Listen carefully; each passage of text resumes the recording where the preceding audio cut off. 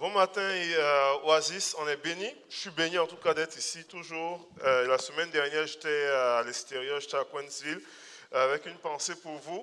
Et j'ai eu l'occasion aussi d'écouter le message du pasteur Joël la semaine passée, tout ça. Et qui était béni jusqu'ici dans la série Les actes du Saint-Esprit. C'est vraiment, je pense, si vous n'avez pas eu l'occasion d'écouter tous les messages, vous pouvez aller sur Internet pour pouvoir écouter. Je pense que c'est quand même très complet. Ça nous aide à pouvoir justement comprendre, je vais essayer d'avancer ici, ça nous aide à pouvoir comprendre vraiment plusieurs sujets qu'on considère des fois comme controversés ou qu'on considère comme pas tellement clairs. Et je pense que j'étais vraiment béni de pouvoir regarder cela. Alors que j'ai la lourde tâche de pouvoir terminer la série, j'aimerais amener un message qui va être un petit peu une sorte de synthèse, mais en même temps essayer de pouvoir juste clore avec certains points intéressants au niveau des actions du Saint-Esprit. On a eu à regarder certains points des actes des apôtres. Il y en a lu dans certains passages, acte 1, 2, 3 jusqu'ici. Et on a vu normalement ce que Dieu a commencé à faire. Dans plusieurs théologies, lorsqu'ils parlent des actes des apôtres, on dit actes des apôtres, mais en réalité, quand on lit le livre des actes des apôtres, je dirais le titre le plus approprié qu'on puisse mettre, c'est vraiment les actes du Saint-Esprit.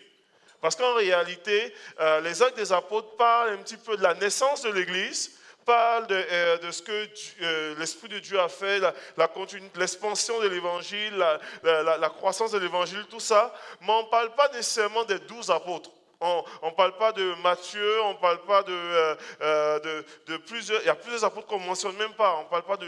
On parle un petit peu de Jean et Pierre qui vont visiter, mais on ne parle pas vraiment de ce qu'ils ont fait chacun. En réalité, même lorsqu'on arrive à la moitié du livre des Actes des Apôtres, on parle tout le temps presque de Paul et de ce qu'il a fait. Et en réalité, les choses sur lesquelles en fait, l'auteur met le plus d'emphase, c'est vraiment l'action du Saint-Esprit dans l'expansion de l'Église. Donc, les actes du Saint-Esprit sont vraiment plus appropriés. Je ne vais pas nécessairement débaptiser la Bible, mais c'est vraiment ce qui est le plus approprié. Et lorsqu'on commence à réfléchir sur les actes du Saint-Esprit, qu'est-ce que l'Esprit de Dieu fait dans la vie du croyant? Qu'est-ce que l'Esprit de Dieu a fait dans l'expansion de l'Église? Et qu'est-ce que l'Esprit de Dieu fait dans la vie du croyant? Il y a des choses qu'on peut réaliser. Le pasteur Joël l'a très bien apporté aussi dans les semaines précédentes. L'Esprit de Dieu, on a eu à toucher un petit peu tout l'aspect des dons spirituels, des manifestations. Lorsqu'on pense au Saint-Esprit, on pense souvent à ça. Dons spirituels, dons de la parole de connaissance, parole de sagesse, le baptême du Saint-Esprit, l'évidence du parler en langue. Toutes ces choses-là sont abordées comme normalement caractéristiques directes du Saint-Esprit. Et oui, c'est vrai. Et oui, c'est exactement cela. Et souvent, l'emphase aussi est mise par rapport à cela parce que ça touche un aspect surnaturel. Ça touche un aspect qu'on ne peut pas le craquer, on ne peut pas le créer. C'est Dieu seul qui fait dans la vie du croyant. Vous comprenez? Et en même temps, l'Esprit de Dieu agit comme ça de façon surnaturelle. Et nous avons besoin de cela.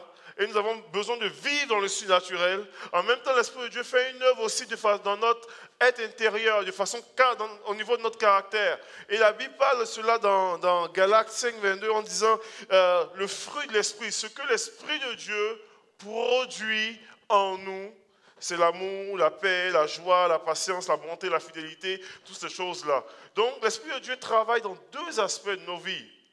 Dans la vie du croyant, au niveau surnaturel, en nous équipant, en nous remplissant de son esprit, en nous visitant, afin qu'on puisse normalement être des personnes puissantes sur cette terre, pas au ciel seulement, mais sur cette terre aussi. Amen. Mais en même temps, l'Esprit de Dieu travaille à l'intérieur de nous, dans notre caractère, afin de pouvoir normalement refléter Christ dans nos actions, refléter Christ dans ce que nous sommes, tout ça. Et c'est extraordinaire de voir cela. Donc, il y a cet aspect-là qui est là.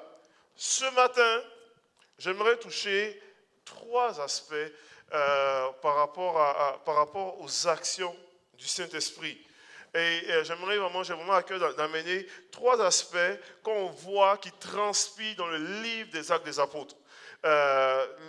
les actions du Saint-Esprit au milieu de la variété. Au milieu de la, et parler de toute la variété des gens et comment est-ce que Dieu travaille avec des gens différents. Les actions du Saint-Esprit au milieu des vases d'argile, au milieu de l'imperfection. Comment est-ce que Dieu est capable de pouvoir normalement agir? Comment est-ce que l'Esprit de Dieu agit? À travers des gens extraordinairement imparfaits. Et on va le voir, on va le voir aussi comment est-ce qu'il fait dans nos vies à nous, parce que nous sommes imparfaits. Et les actions du Saint-Esprit au milieu des vents et marées, au milieu de l'opposition. Dans Actes des Apôtres, c'est un des livres qui en même temps dresse tellement le miraculeux de Dieu. Mais j'aime souvent dire, il n'y a pas de miracle sans problème, sans opposition, sans difficulté, sans contrainte, sans trouble. Et au milieu de tout ça, Dieu agit. Et on le voit normalement. Et vraiment, j'aimerais qu'on puisse regarder cela. Alors, si vous regardez dans les Écritures, les actes du Saint-Esprit au milieu de la variété, dans les Écritures, vous savez, quand on lit dans les Écritures, dans Actes des Apôtres, Dieu, lorsque l'Esprit de Dieu est descendu dans Actes des Apôtres, une des choses qui est tellement fascinante, c'est qu'il est descendu le jour de la Pentecôte, on le sait.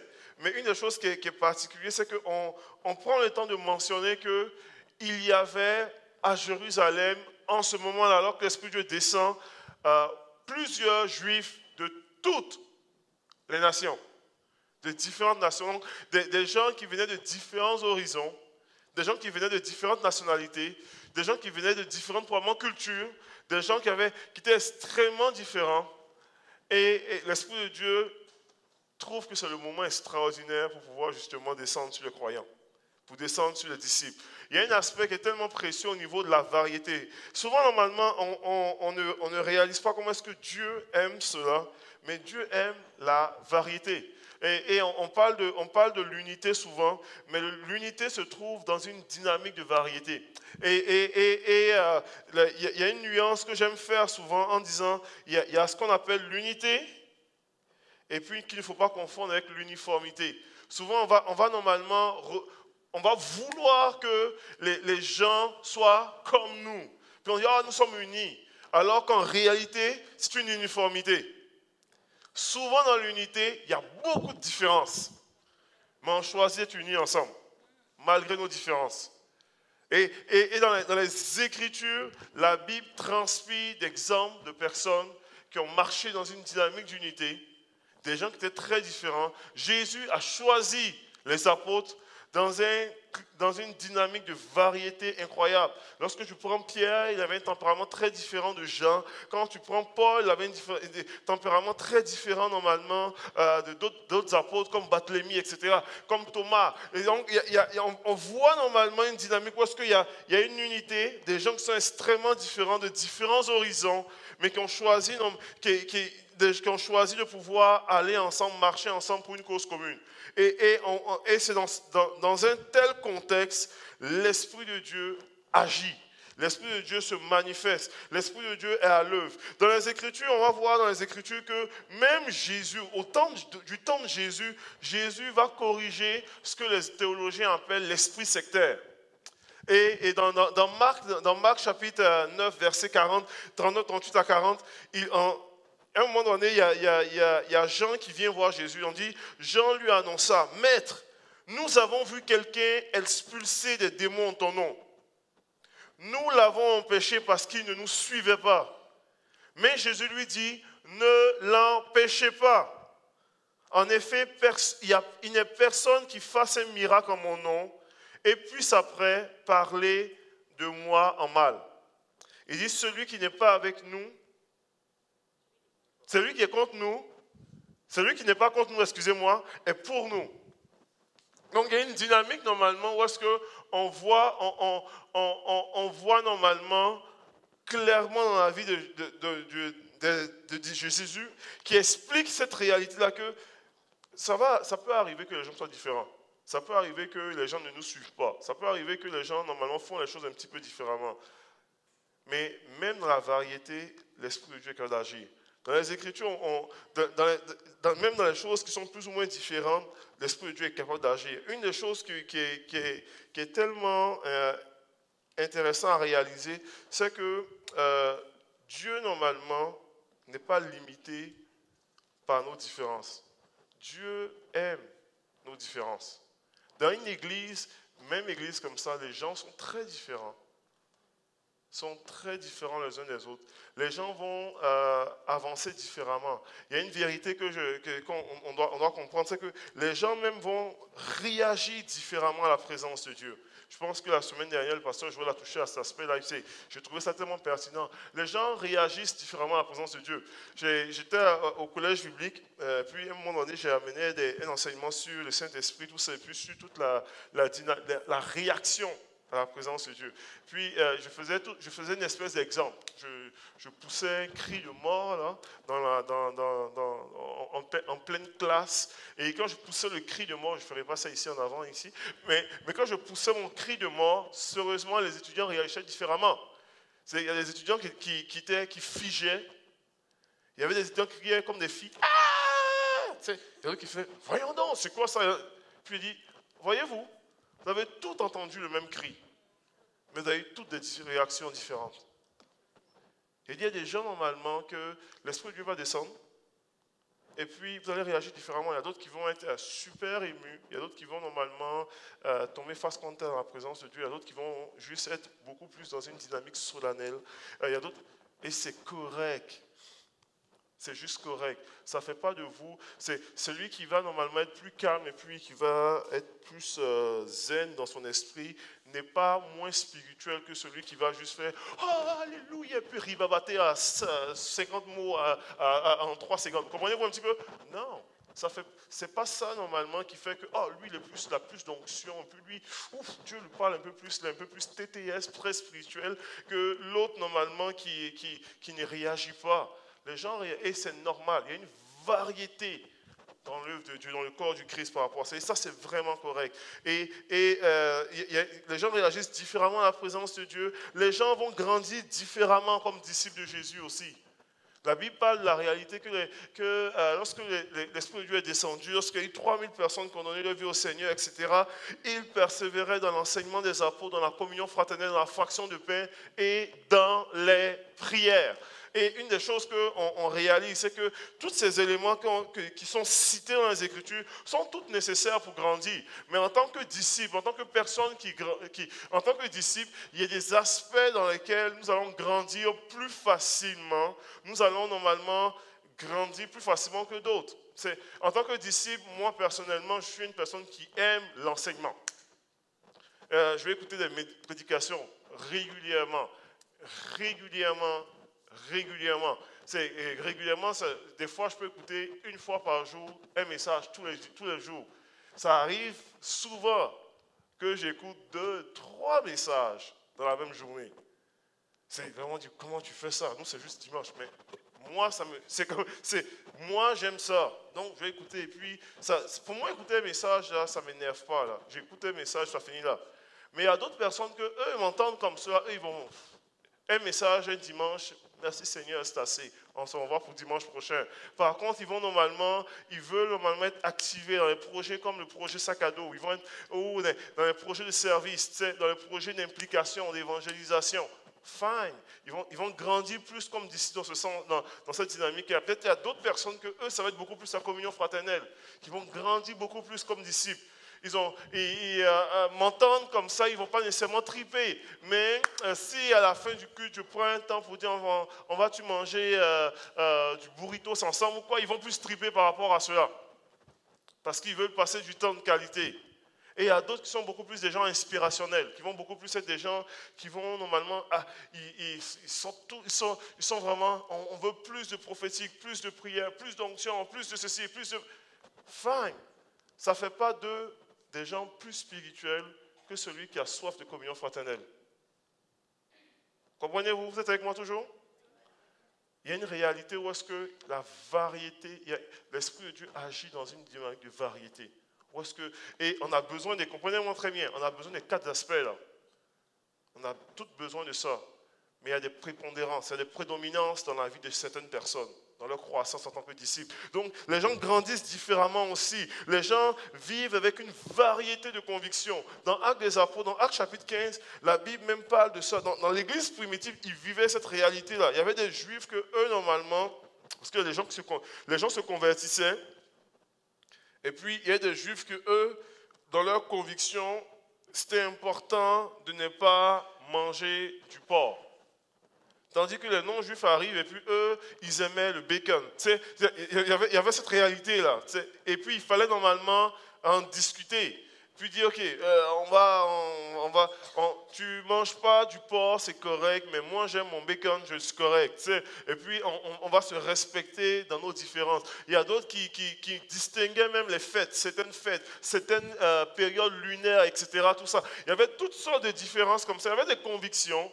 Ça ne faisait pas d'eux des gens forcément qui étaient sous la loi, mais ils avaient des convictions en eux qu'il fallait respecter, qu'ils voulaient absolument respecter. Ce que l'apôtre Paul disait, il disait, vous voulez respecter ça, fine, mais ce n'est pas bon de l'imposer. Ou ce n'est pas bon de pouvoir dire que ceux qui ne l'appliquent pas sont automatiquement moins spirituels. Et ceux qui l'appliquent sont les gens de la loi. L'inverse aussi est dangereux. Comprenez-vous un petit peu? Il y a une dynamique où est-ce que dans l'église de Dieu, il va avoir de la variété. Où est-ce que, et une église qui grandit, une œuvre qui grandit, il va avoir de la variété. Et c'est correct. Donc, il y a des gens qui ont leurs propres convictions. Il y a des gens qui vont, aujourd'hui, en 2017, on ne va pas nécessairement parler de ces genres de convictions, là, forcément. Quasiment tout le monde mange du porc et consort. Mais on va parler d'autres convictions. Ok, moi, j'ai à cœur, par exemple, je prends un exemple simple, j'ai à cœur de pouvoir faire de l'école à la maison. Fine, gloire à Dieu. Tu sais, moi, j'aimerais enseigner, mes enfants sont dans les Puis moi, l'autre va dire, moi, j'ai à cœur de pouvoir amener mon enfant à l'école séculière parce que je veux que mon enfant soit une lumière dans... Fine, les deux sont corrects. Comprenez-vous un petit peu? C'est, le danger, c'est de pouvoir dire, celui qui amène là, ok, il n'est pas spirituel ou il n'est pas ceci. Parce que l'Esprit de Dieu agit dans la variété. Et nous devons apprendre à pouvoir grandir comme cela. L'Esprit de Dieu agit différemment dans la vie des gens. Et c'est parfait. Il y a ce qu'on appelle souvent dans notre continuum d'église pentecôtisante. Puis on lit ça souvent au niveau de notre, dans les déclarations théologiques. On dit, ok, bon, l'église, normalement, Oasis est considérée comme une église dite charismatique. On va dire, bon, et puis l'autre, une église qui est moins très axée sur les choses de l'esprit, ou on va dire, c'est une église plutôt conservatrice. Donc, souvent, on va utiliser ces expressions-là. Ou lui, c'est une personne qui est conservateur, qui est traditionnelle, lui, c'est une personne qui est libérale, etc., tout ça. Que tu sois charismatique ou conservateur, moi, je crois, je vais vous partager mon cœur ce matin, avec liberté. L'Esprit de Dieu n'est pas limité par ça. L'Esprit de Dieu veut travailler avec tout le monde. Que tu sois plus... d'abord, premièrement, il y a des stéréotypes que je veux enlever ce matin. Souvent, le stéréotype de la personne charismatique, souvent, est l'image de celui qui transpire, qui a chaud tout le temps, et comment on appelle, qui parle en langue fort, quand il prie, il faut qu'il prie fort. Alléluia, au nom de Jésus. Tu peux être très zen et être très charismatique. Ok, ça va? Ça va? Donc, c'est pas ça, je veux juste enlever ça. L'idée d'être charismatique ou de pouvoir croire aux choses spirituelles, aux choses de l'esprit, etc., et puis aspirer à ces choses-là, c'est une idée qui a plus rapport, pas à tes réactions extérieures, mais à tes convictions internes. Comprenez-vous? Donc, tu peux être très zen et être charismatique, et puis tu peux être très émotif, et puis très charismatique aussi. Donc, c'est vraiment ça. Il y a une nuance par rapport à cela. La deuxième chose, c'est que que tu sois charismatique ou plutôt conservateur dans ton approche, l'Esprit de Dieu veut travailler avec toi. L'Esprit de Dieu veut travailler avec toi. Et il y a une action que Dieu fait à travers cela. Et je veux quand même aller relativement vite, mais il y a des choses que nous devons réaliser en tant que croyants qui servons le Seigneur. C'est que nous devons apprendre à reconnaître l'action de l'Esprit au milieu de nos différences. Donc, la Bible déclare, dit, on les reconnaîtra par leurs fruits. Donc même si y a une réalité où les choses sont très différentes, tu peux regarder et discerner les fruits. Même si tu vois des actions, des choses qui sont différentes dans une église, tu peux regarder les fruits. Et en fonction des fruits, tu peux dire, bon, il y a des choses qui se passent qui sont weird. Tu sais, j'ai eu l'occasion, j'ai été béni, moi je me considère comme une personne bénie pour avoir visité des églises au nord, au sud du Québec, dans mes fonctions avec le district, quand j'étais en fait responsable du soutien pastoral des pasteurs leaders jeunesse, je tombais sur toutes sortes d'églises. Des églises très, très, très, très expressives dans leurs convictions charismatiques et des églises extraordinairement conservatrices. Où est-ce que tu lèves ta main et tu dis, oh, il y a tout ça. C'est correct. C'est correct. Donc, mais au-delà des différences, reconnaissons les fruits. On reconnaît les fruits, on regarde et puis on dit, Dieu est ici. Même si la louange n'est pas aussi haute, Dieu est ici. Même si les choses sont plus bizarres, qu'on n'est pas à l'aise, Dieu est ici. Et si Dieu est ici, on peut normalement célébrer cela. Donc, reconnaître l'action du Saint-Esprit au milieu des différences. Deuxième chose, refuser le mépris et la critique. Tellement important. Parce que ce n'est pas parce que ce n'est pas comme toi que c'est obligatoirement mauvais. Comprenez-vous? Ça va? Donc, ce n'est pas parce que ce n'est pas comme toi que il y a lieu de critiquer. Donc, moi, je fais attention à je fais attention à ma langue dans certaines choses. C'est vrai, je travaille en prison de ça, puis on peut vivre des choses qui sont très différentes. Et puis, à chaque fois que je veux des fois même, il y a toujours une pensée dans mon esprit qui me traverse, qui me dit, Désiré, fais attention de pouvoir émettre un commentaire ou une critique sur quelque chose qui vient de Dieu. Ou sur quelque chose que Dieu est en train de faire. Ce n'est pas parce que tu ne comprends pas forcément que ça ne veut pas dire que c'est Dieu qui parle là-dedans.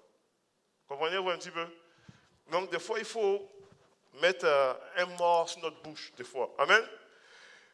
Il faut apprendre aussi à se réjouir sur ce qui produit la vie. C'est ce que Dieu... Parce que des fois, Dieu fait des choses. C'est différent, mais on voit des fruits de vie. Gloire à Dieu. Comprenez-vous un petit peu? Et dernière chose, il faut apprendre à résister à l'isolement. Une des choses qui est un des défis dans la vie du croyant, dans nos églises, des fois, c'est qu'on veut tellement vivre les choses, le fun, avec les gens qui partagent avec nous le fun, qu'on peut des fois s'isoler, ou mieux, s'uniformiser. Pour dire, il faut que tout le monde pense que je marche avec les oiseaux. On a un dicton qui dit les oiseaux, normalement, de même plumage, volent ensemble. Donc, on va juste voler ensemble. Quand l'Esprit de Dieu agit, vous allez voir qu'il y aura une variété d'oiseaux qui volent ensemble. C'est ça la réalité. Donc, et c'est correct, ça, là, par rapport à ça. Amen. Je vais rapidement à ce niveau-là. Mais il y a une dynamique où est-ce que Dieu nous appelle à pouvoir apprivoiser la variété et à pouvoir célébrer ce que Dieu fait, même si c'est différent de ce qu'on pense. Donc, apprivoisant la variété. Je crois réellement que c'est un secret pour une croissance dans les choses de l'esprit, d'apprivoiser la variété, puis d'être ouvert. Amen. Deuxième chose qui est vraiment super importante, c'est que l'action de l'Esprit de Dieu se fait au milieu de l'unité, au milieu de la variété, mais l'action de l'Esprit de Dieu se fait aussi au milieu de vases d'argile. C'est l'apôtre Paul qui dit, nous portons en nous un trésor dans des vases de terre. Nous avons donc dans les vases, nous sommes des vases de terre, mais nous portons en nous un trésor. Et le trésor que nous portons, c'est l'Esprit de Dieu. Vous savez, dans les Écritures, c'est intéressant de voir. Il y a un texte qui m'a fait sourire lorsque je lisais. C'est dans Actes chapitre 6. Et c'est un des récits qui parle du problème qu'il y avait alors que Dieu agissait. On dit à cette époque-là, alors que le nombre de disciples augmentait, ils vivaient littéralement un réveil là. Dieu agissait. Il y avait les conversion par-dessus conversion. À l'époque en question, on parlait de l'église, c'était passé de 3000 personnes à 5000 personnes. Donc, le nombre de disciples augmente, c'est merveilleux. L'onction est là, les guérisons se passent, c'est la communion fraternelle, on mange ensemble, c'est le fun. Mais il y a des problèmes aussi. On dit les hellénistes, en fait les veuves hellénistes murmuraient contre les Hébreux parce que leurs veuves étaient négligées lors de la distribution quotidienne. Ça veut dire qu'il y avait normalement les veuves qui étaient juives, mais d'origine normalement des nations grecques, qui étaient fâchées par rapport aux veuves qui venaient de Jérusalem parce qu'ils trouvaient qu'il n'y avait pas nécessairement d'équitabilité, d'équité dans la distribution de la bouffe et toutes ces choses-là. Et ça créait problème. Pour montrer que même s'il y a croissance, même s'il y a l'onction, même si l'Esprit de Dieu est à l'œuvre, il peut y avoir problème et imperfection. Comprenez-vous un petit peu? Et c'est une des vérités que nous avons besoin de pouvoir dans notre esprit. Parce que souvent les gens, il y a une tendance et une attente que, oh, l'onction est là, et puis on n'est pas supposé normalement avoir des bavures. Ça arrive des bavures et des imperfections. C'est correct aussi. Parce que si vous lisez dans les Actes des Apôtres, et si vous lisez normalement au niveau de l'évolution même de l'Église, et si vous étudiez même les réveils, vous allez voir qu'il y en avait des bavures dans les réveils. Ça, c'est vrai. Vous savez, on a célébré les 100, on parle de, je pense, oui, on a célébré les 100 ans. On a célébré les 100 ans normalement du réveil de Pentecôte à Sousa Street, tout ça. On va bientôt célébrer, bien entendu, les 100 ans des APDC en 2019 au niveau du Canada, tout ça. Mais souvent, quand on parle dans l'histoire, vous savez, l'histoire est toujours romancée, hein, c'est toujours bien. Lorsqu'on parle de ça plus tard, 100 ans plus tard, quand on étudie par rapport au réveil qui a eu lieu à Sousa Street en Californie, à Los Angeles, tout ça, le réveil de la Pentecôte avec les gens qui ont expérimenté la Pentecôte avec l'onction. Aujourd'hui, on lit les livres d'histoire, on parle de toutes les belles choses qui ont pris place là. Et on voit le fruit aujourd'hui. On voit selon les statistiques, on parle de plus de 800 millions de pentecôtisants dans le monde. C'est le mouvement qui connaît la plus grande croissance, là, qui dépasse toute. Là, comprenez un petit peu? Donc on voit le fruit, on dit waouh, Dieu est on voit, nous faisons partie d'une grande famille de pentecôtisants qui croyons au Saint-Esprit, à la puissance du Saint-Esprit. C'est extraordinaire. En 1906, quand ça a commencé, il y avait des choses extraordinaires, mais croyez-moi, il y avait des imperfections. Il y avait des bavures. Il y en avait des bavures. Comprenez-vous un petit peu? Mais Dieu agissait au milieu des imperfections. Le danger dans ça, pour des personnes qui peuvent normalement être très analytiques comme moi, ou très, c'est-à-dire, ouf, trop de bavures, on va tirer la plug. Comprenez-vous un petit peu? Trop de gaffe, trop de... nous là on est très... On filtre le moucheron, tu sais, dans l'eau. Puis on va tirer la plug et puis on va refuser de pouvoir considérer ce que Dieu fait au milieu des imperfections. Il y a une expression au Québec ici qu'on utilise souvent, on va jeter le bébé avec l'eau du bain. Comprenez-vous un petit peu? Et c'est une des erreurs que nos églises ont fait souvent. Et nos églises souvent ont fait. Parce que souvent dans le mouvement de l'esprit, il y a de l'imperfection. Et puis c'est pas vieux de notre temps. C'est vieux même du temps des apôtres. Parce que si vous étudiez les Écritures dans l'Acte des Apôtres, il y avait des imperfections. Quand vous lisez normalement l'Épître aux Corinthes, que Paul écrit à l'Épître aux Corinthes, je ne suis pas sûr qu'un de vous ici aurait été à l'aise dans l'église de Corinthe, que Paul supervisait. Parce que Paul les reprend sur un désordre moral et spirituel. Quand il dit normalement que, écoute, chez vous, il dit on entend toutes sortes d'adultères chez vous qui ne se nomment même pas chez les non-chrétiens.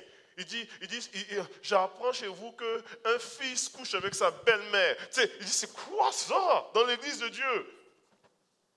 C'était ça là. Je n'invente rien. Vous me suivez? Et l'Esprit de Dieu agissait. Vous êtes avec moi? Et puis il continue toujours, il dit, la chicane pointe tellement au milieu de vous que ça prend normalement des gens externes, des juges externes qui sont non chrétiens pour venir régler votre chicane, à vous dans l'église. C'est ça l'église de Corinthe. Il dit, moi là quand j'entends ça, j'ai honte. C'est ça l'église de Corinthe. Et puis il explique, il dit, parlons maintenant de prophétie. Il dit, c'est terrible. Vous parlez tous en langue. Et vous parlez en langue. C'est quoi ça? Mais c'est une église que l'Esprit de Dieu agissait au milieu de l'imperfection. Ça va? Là, je vois les regards qui sont comme, aïe, aïe. Mais oui, l'église de Galatie, qui est toute la réalité par rapport au retour à la loi, où est-ce que Paul va leur répondre par rapport à... Il dit, mais voyons donc, il dit, vous marchez si bien, vous courez si bien. D'où vient cette idée de finalement, il faut que tous les hommes chez vous se fassent circoncis. C'est quoi ça? Non, laissez faire ça, c'est un retour à la loi, faites pas ça. C'est l'église de Galatie, ça là. Donc, mais au milieu de l'imperfection, Dieu qui agit. On peut parler de l'église d'Éphèse, où est-ce que Paul va donner des conseils. Vous savez, Paul était superviseur de l'église d'Éphèse, mais le pasteur de l'église d'Éphèse était nul autre que Timothée. Et il donne des conseils à Timothée en disant, dans ton église, là, évite les discours vains, les discours profanes. Il dit ça ne sert absolument à rien, les discussions qui sont inutiles, parce qu'il y avait beaucoup on essayait de pouvoir comme tomber dans une espèce de discussion, des discussions, il dit, ça ne sert à rien tout ça. Il donne des conseils à Timothée, il donne des conseils à Timothée par rapport à cette dynamique, en disant qu'il y a une routine dans l'église d'Éphèse que tu as besoin de pouvoir ramener pour que les gens puissent rechercher. Et on voit normalement que même l'église d'Éphèse va être plus tard avec Jean, même juste recadré par rapport à... Il y a tellement de routines que tu fais tellement les choses pour faire les choses que tu as abandonné même ton premier amour.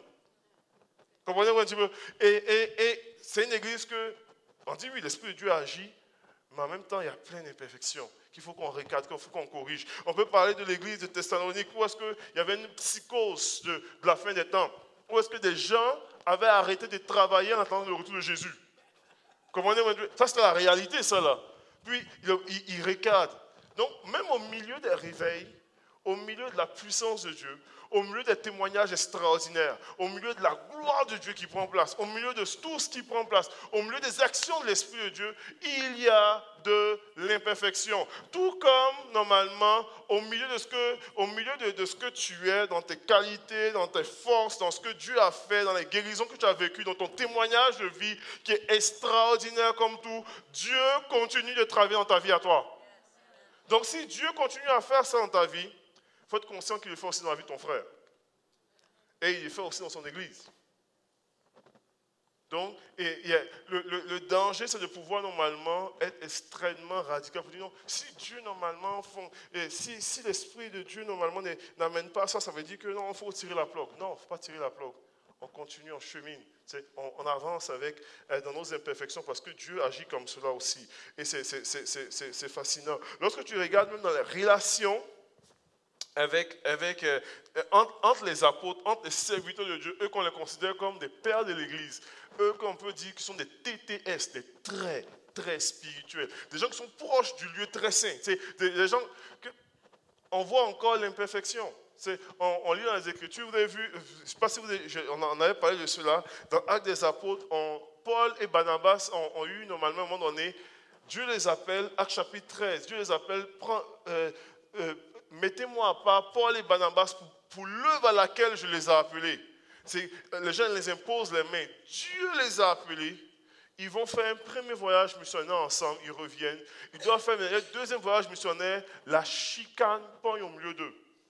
Entre deux hommes de Dieu. La chicane pogne. Mais elle est tellement solide, tellement intense, qu'ils décident de se séparer. Alors que Dieu les avait mis ensemble.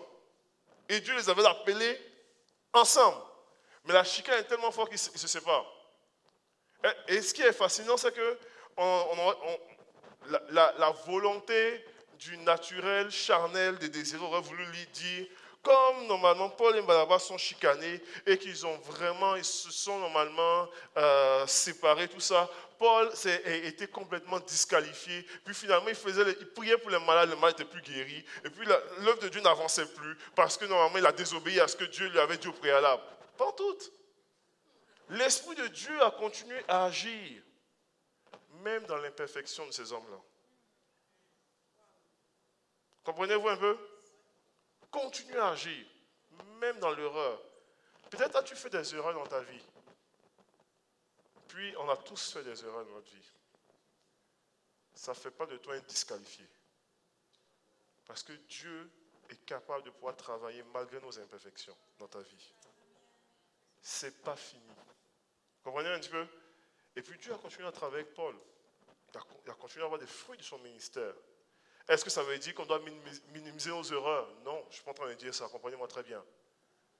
Mais je suis en train de vous dire que la miséricorde de Dieu est manifestée à travers l'action de l'Esprit de Dieu, qui est capable de pouvoir faire une œuvre dans nos vies malgré nos imperfections. Et continuer à travailler, nous conduit dans un processus de sanctification. Où est-ce que nous progressons avec lui? Où est-ce que nous évoluons? Nous apprenons. Et c'est comme ça que Dieu agit avec nous.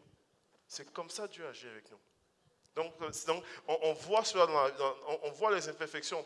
Je parlais de Paul et Barnabas, je vois comment le temps file comme de façon une flèche.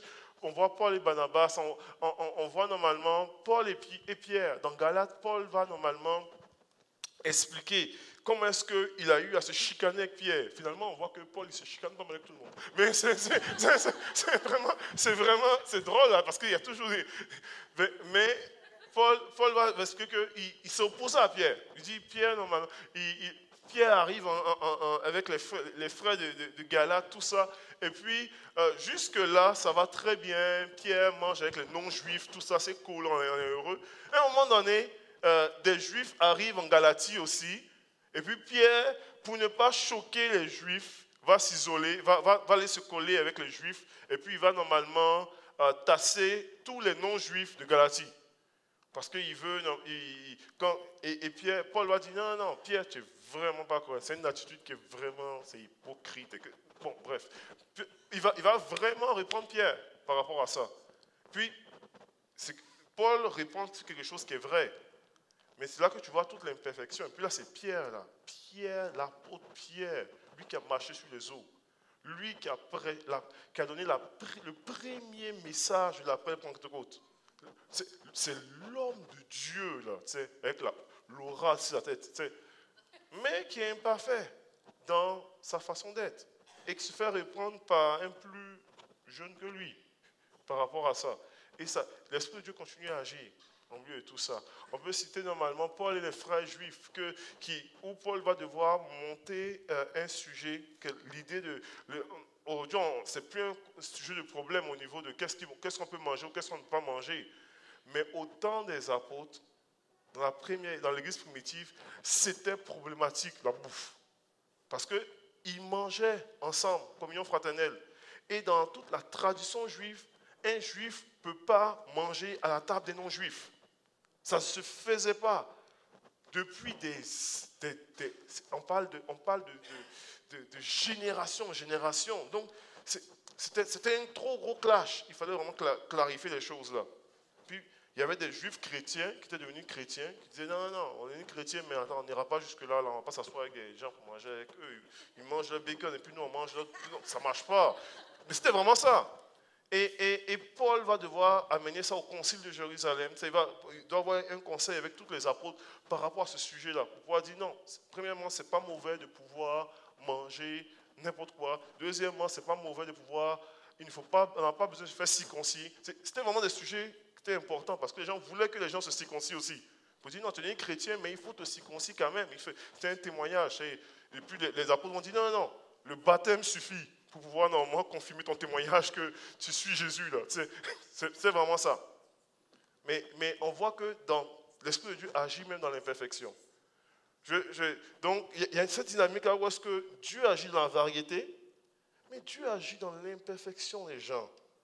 Puis je vais terminer avec cette dernière réalité là, et puis on va pouvoir prier ensemble. L'Esprit de Dieu agit aussi au milieu des vents et marées, au milieu des oppositions. C'est tellement fascinant de voir que le livre des Actes des Apôtres est un livre qui raconte les actions de l'Esprit de Dieu, mais c'est un livre qui raconte au milieu d'un ensemble d'oppositions. Il y en a de l'opposition dans les Actes des Apôtres. L'opposition, premièrement, des chefs religieux juifs. Il y a une nouvelle patente qui arrive là. Des gens qui parlent en langue, les malades sont guéris, la faveur de Dieu est sur le peuple. Et puis là, on ne contrôle plus rien. On essaie de tuer Jésus, on l'a tué même. Finalement, ses disciples disent qu'il est ressuscité. Puis là, ils ont rempli Jérusalem de son message. Et les gens se convertissent par milliers. Ils sont en train et c'était grosse opposition, grosse persécution sur les chrétiens. Puis il y a ça, mais il n'y a pas juste ça. Il y a plein d'oppositions qui vont prendre place par rapport à tout l'établissement de l'Église, par rapport à l'expansion de l'Église, par rapport à comment est-ce que l'Esprit de Dieu agissait au milieu des oppositions. Et comment est-ce que l'Esprit de Dieu manifestait le miraculeux au milieu des oppositions. Peut-être aujourd'hui, tu es venu ce matin et tu dis, Mike, dans ma vie, là, je vis des oppositions, je vis des situations. J'aimerais vous déclarer que l'Esprit de Dieu veut faire une œuvre extraordinaire en vous. Et Dieu veut agir au milieu des oppositions, au milieu de tout ce qui peut vivre. Vous savez, il y a une autre chose aussi qui transpire dans le livre des Actes des Apôtres et dans le ministère de Jésus, qui n'est pas nécessairement mais très populaire à en parler, mais qui est tellement essentiel. C'est la réalité de toute l'opposition démoniaque. On n'aime pas beaucoup parler de ça. Puis, je ne veux pas nécessairement faire une démonologie ici, là. Pas du tout, ce n'est pas mon but. Ce qu'on réalise dans l'œuvre de Dieu, c'est que le ministère de Jésus était un ministère très, très axé sur la guérison des malades, sur les démons qui étaient chassés. En fait, Jésus dit, voici les miracles qui accompagneront ceux qui auront cru. Et puis la première chose qu'il dit, il dit, en mon nom, ils chasseront des démons. C'est moi, dans mon esprit, dans la compréhension de Jésus, ça faisait partie de la réalité du ministère. L'opposition. Dès que tu commences à t'exposer à la présence de Dieu, à l'Esprit de Dieu, à l'œuvre de Dieu, tu vas être combattu, tu vas être attaqué, tu vas être combattu. Le danger, puis j'ai porté mon chandail africain pour ça, je peux me permettre. Le danger, je vous dis c'est quoi?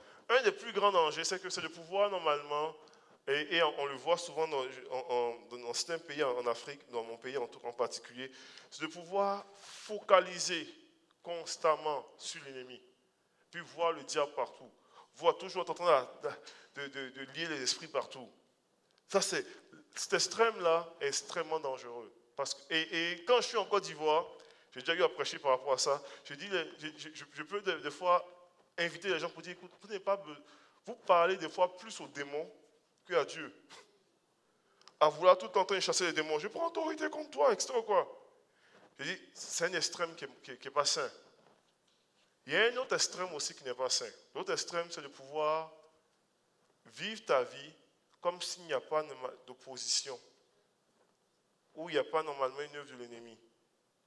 Parce que quand tu vis ta vie comme cela, sans être conscient que l'ennemi peut t'attaquer ou peut être contre toi, quand tu vis des situations de la vie, quand tu vis une situation où est-ce que des fois tu fais face à un défi, un divorce, whatever, où tu vas essayer de pouvoir normalement expliquer des choses des fois qui sont spirituelles, qui sont juste spirituelles, où tu vas normalement t'en prendre à une personne alors que derrière la personne peut avoir une influence. L'apôtre Paul dit normalement dans Éphésiens 6, verset 12, il dit, nous n'avons pas à lutter contre la chair et le sang, mais contre la domination, etc. Donc, il y a une réalité où est-ce qu'il amène le fait que des fois, là, on va vivre des choses qui sont très naturelles. Comprenez-moi très bien, je veux pas, qui sont très naturelles, mais derrière les choses ou les oppositions qui sont naturelles, il peut y avoir des forces ténébreuses spirituelles. Et en tant que croyants, nous devons être conscients. Et des fois, nous sommes appelés à pouvoir prendre autorité contre ces choses-là, pour avancer. Ça va? Et c'est cet aspect-là que on va le vivre. Dans la Bible, c'est l'apôtre Paul qui parle encore de ça. Il dit dans 1 Thessaloniciens 2, verset 18, il explique à un moment donné aux gens de Thessaloniciens, il dit, aussi nous avons voulu aller vers vous. Il dit, du moins moi, Paul. Il dit une, et même 2 fois, mais Satan nous a empêchés. Il était conscient qu'il avait des projets, mais il a eu des oppositions. Il a senti des oppositions ténébreuse derrière tout ça.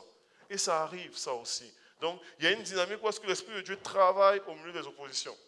Où on peut vivre des oppositions, où on peut vivre des situations, où on peut vivre des persécutions, où on peut vivre des blocages. Mais la Bible déclare que nous sommes plus que vainqueurs en Jésus. La Bible déclare qu'il nous a donné le pouvoir de marcher sur les serpents et les scorpions et sur toute la puissance de l'ennemi. La Bible déclare que le Fils de l'homme est paru afin de détruire les œuvres du diable. La Bible déclare que nous avons l'autorité contre tout ce qui est opposition, contre tout ce qui est résistant. Donc, quand normalement l'opposition se lève comme un fleuve, quand normalement les blocages se lèvent, quand normalement les vents se lèvent, quand normalement les marées se lèvent, quand normalement les tourbillons se lèvent, nous pouvons normalement animer l'Esprit de Dieu, la puissance de Dieu, prendre autorité dans le nom de Jésus, afin de pouvoir faire reculer l'adversaire.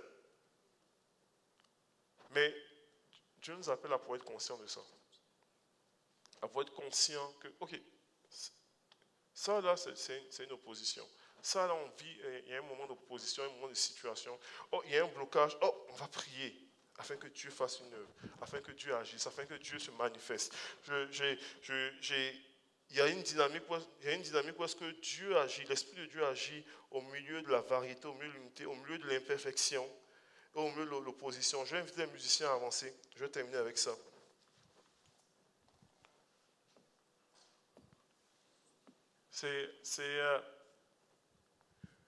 Vous savez que je bosse pour plusieurs, vous savez que je travaille en prison, tout ça. Et puis, une des choses que je parlais par rapport à l'opposition, c'est qu'on peut normalement vivre des choses qui sont entièrement naturelles, pleinement naturelles. Pleinement naturel, tu peux vivre des choses. Une des choses que je réalise, je vais préparer mes enseignements ou mes choses que je vais apporter en prison. Si je ne suis pas alerte, je peux. Souvent, le jour de ma préparation c'est un moment où est-ce qu'il y a tout le temps, très souvent, des choses de travers. Des choses qui se passent moins bien comme d'habitude, des situations où c'est là où est-ce que dans tout mon corps, je commence à sentir des douleurs, des choses comme cela. Au début, tu n'y penses pas. Au début, tu dis, oh, on prend des Tylenol. Au début, oh, je file moins bien. Oh oui, il y a des choses qui se passent.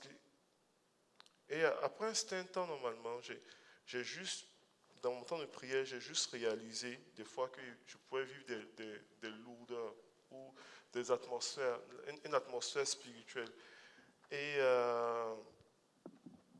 c'est pas grand-chose, hein, ça prend 2 secondes. Mais juste de pouvoir prendre autorité par rapport à cela. Juste prendre autorité au nom de Jésus et puis de voir que ça disparaissait. Pour réaliser qu'il y avait je vivais des attaques. Tout simplement. Je disais, mais voyons donc, je vis des attaques. C'est normal, tu es en prison, tu prêches Jésus, les chaînes sont brisées, les gens sont libérés, tu peux vivre ça. Et de voir comment est-ce que Dieu pouvoir agir. On a commencé à rencontrer aussi des couples, tout ça, Caro et moi. Et des fois, normalement, puis quand tu rencontres des couples qui sont en crise, c'est une méchante chicane des fois on sont dans une dynamique de tension, de chicane, tout ça. Et des fois, c'est, oui, ça peut être des défis de communication.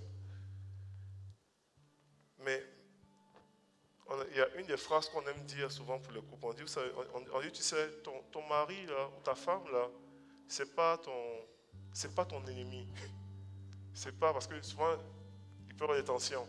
C'est pas ton adversaire. On n'est pas dans un ring de boxe. On est peut-être, moi j'aime le terrain de soccer. Là. Je dis, on est comme dans un terrain de soccer. Vous êtes des coéquipiers. On a un seul ennemi ici. Et l'ennemi, c'est l'adversaire. Tu n'as pas à lutter contre la chair et le sang. Tu sais. Et il y a un couple qui n'est pas de cette église-là qu'on avait rencontré à un moment donné. Et puis on avait eu à toucher ces aspects-là.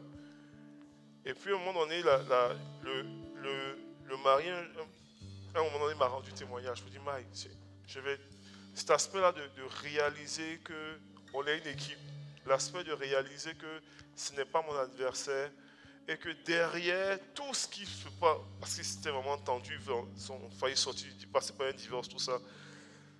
Derrière tout ça, c'est l'ennemi qui voulait détruire notre couple. Il dit, il dit d'habitude on réalise, mais il dit je vais juste pas réaliser tellement que tu peux être tellement pris dans ton problème.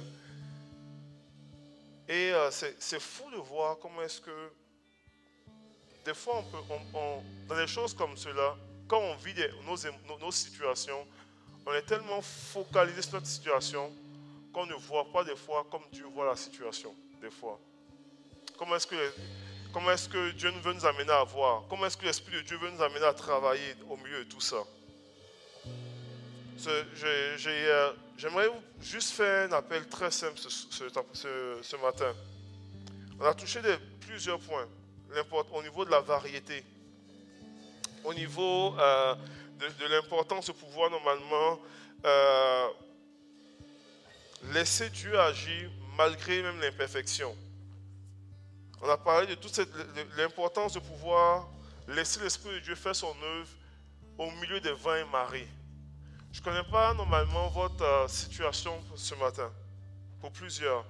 Peut-être vous vous sentez peut-être dans une saison d'opposition aujourd'hui.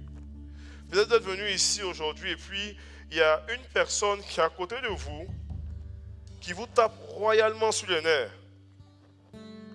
Royalement. Dans sa personnalité, dans ce qu'elle est, dans ce qu'elle dégage, mais c'est un enfant de Dieu. Tu sais, je suis qu'on en a les mythes, n'est-ce pas? Mais comment on appelle, où il y a des personnes normalement qui viennent étirer au niveau du caractère. Peut-être d'être venu ici aujourd'hui et vous pouvez normalement spotter plusieurs. Vous avez eu jusqu'ici un regard très critique par rapport à l'église, par rapport à ce qui peut marcher, ce qui ne marche pas, par rapport à des frères et des sœurs, etc. ou quoi. Mais Dieu vous appelle à pouvoir discerner son œuvre, même dans l'imperfection des choses. Ce matin, j'aimerais qu'on soit une église qui venons avec un besoin. Pour dire, Seigneur, j'ai besoin de ton esprit. J'ai besoin d'être rempli de nouveau de toi. J'ai besoin de célébrer malgré les différences. J'ai besoin de laisser ton esprit me toucher. J'ai besoin de pouvoir voir ton œuvre malgré l'imperfection. J'ai besoin d'avancer. J'ai besoin de laisser ton esprit faire ton œuvre en moi malgré les vents et marées, malgré les oppositions. Si vous êtes venu ce matin avec une soif de l'Esprit de Dieu, alors qu'on termine cette série-là sur les actions de l'Esprit de Dieu, une soif de l'Esprit de Dieu, tu dis Seigneur, je veux que tes actions prennent forme en moi et viens œuvrer en moi, viens œuvrer à travers moi. Qu'on puisse vraiment, dans les prochaines minutes, juste terminer en prière. Vous dites, Saint-Esprit, remplis-moi. Saint-Esprit, visite-moi. Face à la variété des choses, aux différences, face aux imperfections des gens, face aux oppositions, remplis-moi et fais ton œuvre en moi dans le nom de Jésus. C'est votre désir qu'on puisse ensemble, comme Église, se lever devant Dieu avec un cri solennel pour dire Seigneur, on se tient devant toi. Que tu puisses parler à Dieu par rapport à ta vie, parler à Dieu et laisser l'Esprit de Dieu te toucher. Dans quelques minutes, on va juste prendre ces quelques minutes là pour dire Saint-Esprit, touche-moi, remplis-moi, remplis-moi. Remplis-moi. On peut lever les mains devant Dieu, vous pouvez lever vos mains devant le Seigneur. Vous dites, Saint-Esprit, me voici. Remplis-moi. Remplis-moi. Et fais ton œuvre dans ma vie. Fais ton œuvre dans ma vie. Fais ton œuvre dans ton église. Fais ton œuvre, Jésus. Fais ton œuvre. Alléluia, Seigneur Jésus. Seigneur, je prie que tu visites ton assemblée ce matin. Je prie que tu visites ton assemblée ce matin. Que tu touches, Seigneur, chaque personne dans ce qui vit présentement dans ce qu'ils traversent présentement, au nom de Jésus. Seigneur, qu'on puisse vraiment te servir, que tu puisses continuer à faire ton œuvre au milieu de la variété, au milieu des différences, Seigneur. Au milieu, Seigneur Dieu, des fois, Seigneur Dieu, même de l'imperfection. Au milieu, Seigneur Dieu, de nous qui sommes des vases d'argile, des vases de terre, mais qui portons en nous ton trésor, dans le nom de Jésus. Qu'on puisse avancer comme une église triomphante, qu'on puisse percer, Seigneur Dieu, avec des signes prodiges, avec des miracles, la grâce de Dieu, au milieu des oppositions, au milieu des attaques de l'ennemi, au milieu de ce qui peut être vent et marée, et qu'on soit plus que vainqueur en toi, triomphant, qu'on puisse vivre dans le miraculeux, qu'on puisse vivre dans la puissance de Dieu, qu'on puisse vivre dans les percées, qu'on puisse vivre dans la gloire de Dieu au nom de Jésus. Au nom de Jésus. Arrose ton peuple ce matin. Arrose ton peuple ce matin. Arrose ton peuple ce matin. Arrose ton peuple ce matin, Seigneur Dieu. Prie pour une onction fraîche, Seigneur, sur ton église. Arrose ton peuple ce matin. On prie pour un vent nouveau. Arrose ton peuple ce matin, Seigneur Jésus. Glorifie ton nom. Glorifie ton nom. Dans le nom de Jésus. Dans le nom de Jésus. Dans le nom de Jésus. Seigneur, je prie pour une nouvelle mentalité, Seigneur Dieu. Seigneur, une nouvelle conception dans la vie de plusieurs, Seigneur Dieu Tout-Puissant. Des gens qui vont commencer à croire au miraculeux et vivre le miraculeux dans leur vie, dans le nom de Jésus.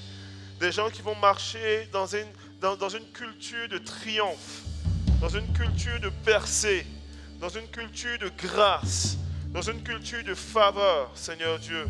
S'ils vont commencer à refuser les mensonges de l'ennemi sur leur vie, commencer à refuser les mensonges de l'adversaire sur leur vie, commencer à refuser les mensonges de l'ennemi pour les garder captifs. Dans le nom de Jésus, je prie pour une saison de liberté, saison de percée, dans le puissant nom de Jésus. Dans le puissant nom de Jésus. Dans le puissant nom de Jésus. Que la gloire te revienne, Seigneur Dieu. Alléluia. Alléluia.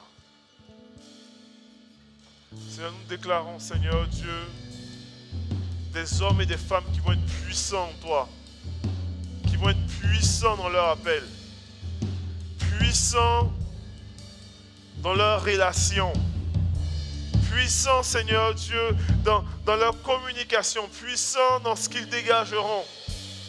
Prie pour des gens qui vont porter la présence de Dieu, qui vont être des porteurs de vie, des porteurs d'espoir, des porteurs de grâce, des porteurs de faveur, des porteurs d'amour, au nom de Jésus. Au nom de Jésus. Au nom de Jésus. Seigneur, nous déclarons des couples plus forts, Seigneur Dieu. Des gens qui sont rétablis dans leur corps, au nom de Jésus. Des gens qui expérimentent la puissance de Dieu. Expérimentent la puissance de Dieu. Expérimente la puissance de Dieu. Expérimente la puissance de Dieu. Alors qu'on termine, je vais terminer avec juste cette parole-là pour une personne. Je ressens dans mon cœur qu'il y a une personne en particulier. Peut-être plusieurs personnes sont touchées par cette parole-là, mais qui a un sentiment d'imposteur, sentiment d'inadéquation, impression que tu n'es pas qualifié. Il y a eu des situations dans ta vie, il y a eu des choses qui sont passées par le passé, tout ça, qui te font sentir petit dans tes chaussures, petit dans dans ce que normalement Dieu veut t'appeler à porter. Et je veux déclarer sur ta vie ce matin que, alors que tu as l'impression que tu n'es pas qualifié, Dieu n'appelle pas les qualifiés, il qualifie ceux qu'ils appellent. Alors que tu es ici, alors que tu as l'impression que peut-être tu te sens inadéquat, Dieu lui te voit autrement. Dieu lui te voit autrement.